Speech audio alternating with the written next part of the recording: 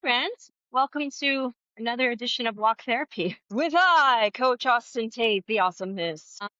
Yeah, I feel like this is the best way for me to share because when I'm walking and my feet are busy, my body's busy, it kind of keeps my brain in the zone of one foot in front of the other versus allowing my brain to turn on its thinkiness. So when I'm not thinking, I'm feeling, and that's really the point of this conversation. It's less thinking, more feeling. And I should really watch where I'm walking to. Friends, I found myself in a bit of a interesting situation the last while, not really sure how to show up publicly.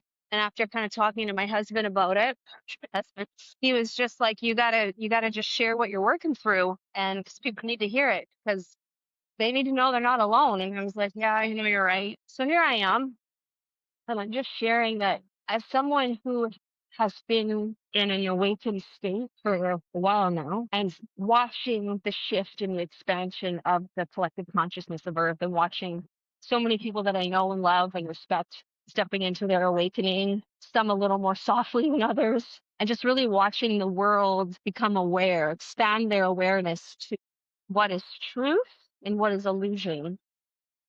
And I understand how deeply difficult it is to integrate and accept that much of what we've known to be truth was in fact illusion. What we were told, what we were sold about life, liberty, fairness, justice, truth was a crock of shit. And that's hard because I think that people in general are really good people and we want goodness for other people. And when we start to realize that a lot of the people that are in positions of power over the people are satanic fucking pedophiles, that's a hard pill to swallow. And even though there's many of us, and you may have friends that are like, yeah, I know, and people that are confused why some people are not shocked by the information that's coming forward, it's because we already knew it. But how do you tell somebody that without them telling you you're batshit crazy? And I've been told I'm batshit crazy for almost a decade now.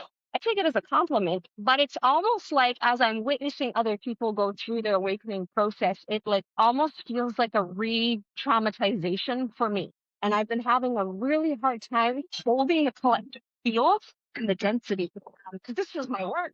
And fuck, is it dense right now and dirty and thick and yucky?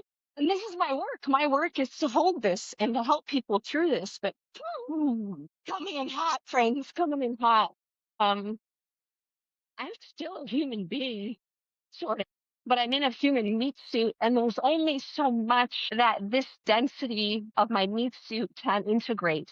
And right now, it like we use the analogy of my husband is drinking through a fire hose, like it's coming in so fast and so hot and so much pressure that it hurts, and it's literally making me physically ill. So I haven't been on here as much because I really haven't been feeling my zesty bestie.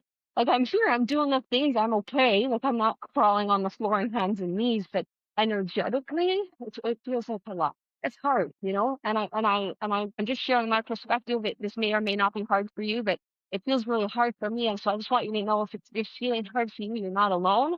And I know for a lot of the people that are in my life, the healers, the space holders, the light workers, we're in it right now, man. And we knew this. And this was told to us for a long time in our journey. You had your awakening when you had it because you needed to be ready for this shit. And I thought I was ready. I was like, bring it on, motherfuckers. And now I'm like, oh no. Does that make sense? And I know so many of you are feeling this because I'm having a lot of conversations with people because a lot of my clients are space holders and healers themselves. And so it's like we as space holders and healers, like, who helps us? And that's been a real theme for me is like holding space for the space holders. And a lot of the people that I help are healers, space holders, light workers, others, people that hold other people. And they need to be held too so that they can be clear and grounded and in an energetic capacity to hold other people, right? But it really brought forward for me that I need to find people to help and to hold me. And so I'm really leaning into reaching out for help.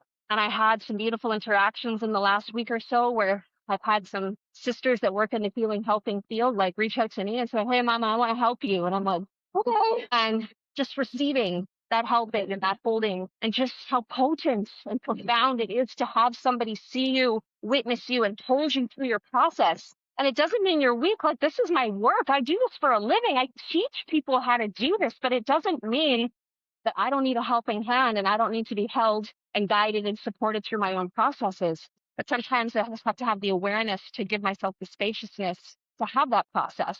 And then to, of course, build a community of people that I trust to hold me through those processes. And that's hard.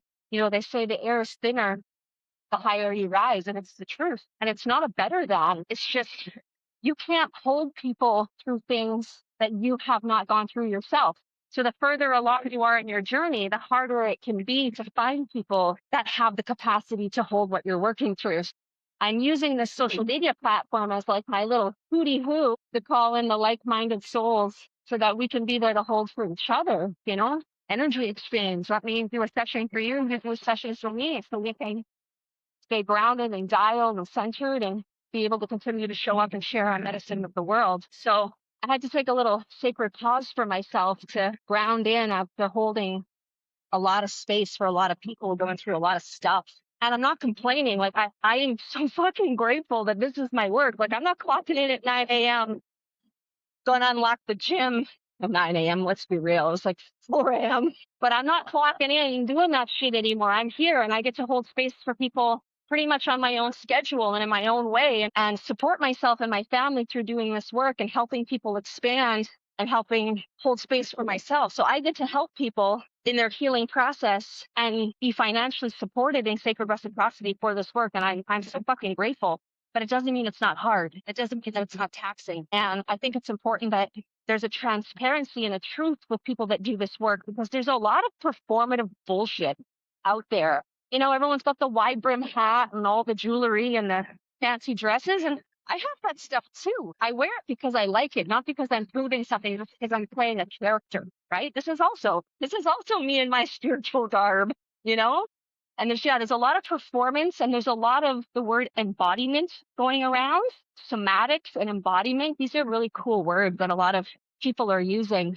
But I don't think there's a lot of discernment and what those words actually mean. I think they're just fancy vocabulary and then fake buzzwords online, but they don't mean shit. As someone who works in transformational embodiment work, I can't tell you how frustrating it is to see a world of performative bullshit out there. Embodiment self-love coaches with frozen faces. Like, tell me about self-love when you can't even be in your own skin, when you can't even express yourself in your face because it's frozen, it's numb, you are numbing, you are disassociating. That's not embodiment. So there's a lack of truth and transparency in this industry, and I really want to be the change for that. And don't get me wrong, I used to do it too. I used to feel like I had to show up here and look like we had it all together. We were dialed, you know, we shit didn't stink, because people wanted to like look to you and be like, wow, she's got it all together. She's my person. But the deeper I got into my work and my own career, the more I realized, the people I respected were the ones that showed up fully, authentically, and honestly, and shared about their struggles, shared about their triumphs, their tribulations, their lessons, their blessings. And so for me, I want to walk that walk, because those are the teachers that called me in. I was like, I want to work with that teacher, because she was showing up fully in her truth, or in his truth. And I want to be here to share my process, because every time I take somebody through a process of transformation, I receive that medicine too. And it unveils another part of me. It shows me where I can do deeper work, where I can do deeper healing, where I can grow, where I have areas to expand further. And I'm so grateful for those opportunities, because it allows me to become a better spaceholder, a better coach, better person. And so I wanted to be radically honest about the challenges that I'm having as an energetic medicine keeper right now. Oh, it's a lot. It's a lot. And it's a lot, right? For you guys, because you're like, what the fuck is going on? Like, I have been actively avoiding social media except for cute things, because my nervous system cannot take the shit that is coming across its field by accident. Like, I'm trying to avoid the stuff and the things that you know that I'm not going to talk about. And yet something pops up and it looks like a cute little video. And then it turns out to be like a pop-up message or some sort of comment about something that I want nothing to do with. Like, even social media is tricking me into accidentally seeing this stuff. I have worked so hard over the last decade to regulate my nervous system and to heal myself, bring myself out of fight or flight. Yet everything that's around me right now is basically putting me right back into that same situation. I really want to have a PSA to my friends, people that I love out there, humans of the world. I really want to remind you that your nervous system does not understand the difference between reading things on the internet, horrible things on the internet, from reading them versus actually experiencing them. So just let that land for a second.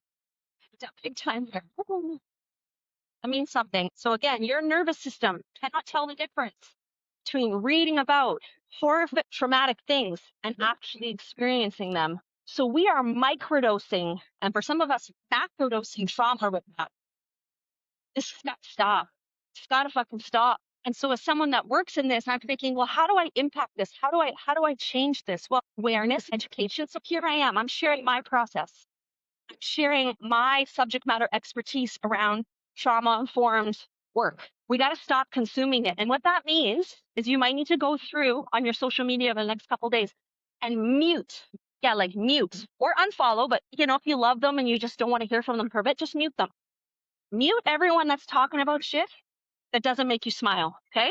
Like, not even just like the micro trauma. Like, I'm talking like if it doesn't make you go, oh, look at that puppy, look at that baby, look. If it doesn't make you feel ooey juicy inside, mute it. You are going to have to detox from your trauma because right now you are addicted to it. Collectively, we are addicted to it. Perhaps you may have noticed back in the day when they used to talk on the news, there was often, a story about a war or an accident or something bad, but there wasn't a ton of it, right? They wanted to be very selective about much bad news or trauma they would expose the collective to. But now it is like trauma bombing all fucking day, every fucking day, to the point where we are reading and seeing about the most horrific things on the planet. And we're like, that's terrible. That's terrible. That's terrible. We are relational beings, friends. Human beings are not meant to witness and to acknowledge atrocities that are going on in our world and not have a big physical, emotional, and energetic experience from it. Because that physical, energetic, and emotional experience is what creates action. So when we see something that is terrible, we like, atrocities, somebody do something. We as human beings are like biologically designed to take action, to fight against the wrong, to wrong the rights, to push back against the evil. But do you notice, slowly but surely, we're accepting more and more garbage, more and more acceptance to what is fundamentally not okay. And this is by design. It is grooming us to become numb, to accept the unacceptable. I do not accept. I do not accept. I do not fucking consent. I choose to feel and to cry for all of the things that are going on in the world because they are not okay. Our feeling, emotions, energy, and motion, that is our superpower. That's our relational superpower, to feel empathy and compassion to our fellow human beings. That is our magic. That is our medicine, and they are taking it from us. Not today, Satan, not from me. My sensitivity is my superpower. My ability to read people, to go inside and help them move all of the trauma and the drama and the sadness and the trapped energy, the trapped emotions. My sensitivity is my superpower to allow me to step forward and heal others. I refuse to be desensitized. I refuse. And I recommend and I remind you that that is also your superpower. So I was saying to myself, and I know the answer, but sometimes I have to coach myself. What do I do? Impact just me, just one out of billions. How do I make an impact? I lean into my superpower. I use my voice. I share my transmission, my medicine, my magic. I remind you of your medicine and your magic. I empower you to remember your own power. Because what if billions of us all said, well, look what I can do. And we all used our voice. We all used our magic. We all used our medicine at the same time. That would create an unstoppable force of good, of light against dark. And light always wins because there is no darkness. It is just the absence of light. So if we can all work on our collective light, I work on healing myself, being the best Austin I can be for me and for the people around me, and I brighten my light. and you brighten yours and they brighten theirs. Alone, we are yet a light in the dark, but collectively we become a beacon of change. So I am here committing to shine my little old flashlight as bright as I can and continue to expand and amplify that light. The feminine, we are amplifiers. So my focus is growing and expanding my light so that I can become a beacon for others. And I call those in, and together I work with them and I teach them how to expand their light so they can become a beacon for their community. And then we bring all of our lights together. We become one of those megawatt flashlights from Costco, like, right? Nothing can hide when we got a light like that shining into all the dark, dingy corners and all the bullshit, or so that it can be. But we don't know what's hiding in the darkness. We don't know what's been lurking in the corners. So we don't know what actually needs to be healed. But now the collective light is rising. And that is why this shit is coming to the surface. That is why. And I know it's confusing and I know it feels like a lot and I know it's just fucking gross. You don't have to focus on it. In fact, I suggest to do the opposite. Mute, unfollow, unsubscribe from everything that does not light you up inside, does not brighten your light. That's it. And then spend your energy with the people, the places, watching what you're watching and what you're consuming on social media. Make that be only the things that expand your light. And watch what happens when you shift your environment from things that could be extracting from your light to only things that are expanding your light. Your entire reality will change because your entire reality will just get brighter, will just get lighter, more full of love. And you, my friends, are a beacon, right? That light is a beacon. Our heart, it's not a pump. It's a battery. It's an electromagnetic field, magnet. It brings back what it puts out. So if you are focusing on light, love, happiness, joy, things that make you feel amazing, you're going to absorb that into your heart battery. And then you're going to blast that back out into the universe. And the universe is going to say, order up. And it's going to start sending you more things that make you feel like that. However, if you let your guard down and you allow yourself to be infiltrated, to be penetrated by the darkness, by the yuck, by the evil, you accidentally, inadvertently put that back out into the universe. Not on purpose. I know. I didn't mean to. It's okay. Because you weren't aware. But awareness is your superpower. When you start to become aware of what you are absorbing, you will become aware of what you are putting out. And you can shift the cycle like that. You are the creator of your own reality. I know you've heard this, and it's something that they say in the spiritual community a lot. And I didn't get it for a really long time. I'm going to be totally honest with you. I was like, it sounded good on paper. Theoretically, I think I got it, but I didn't integrate, didn't get it, you know? Now I get it. If all I choose to fill my frequency with is love, light, healing, doing what I love, eating the foods that make me feel nourished, doing the activities that make me feel strong, happy, and healthy, that is the frequency my battery, my radio station, my internal antenna, my awesome FM is broadcasting. Therefore, my antenna becomes primed and attuned to only pick up the signals and the frequency that are like that. All the low frequency, low vibrational bullshit, it does not hear it. It does not see it. It does not compute it. I do not receive it. Return to sender. I will not receive it. That skill, it takes practice. And I'm going to be honest with you. I wake up some days as a coach, as a leader, as a healer.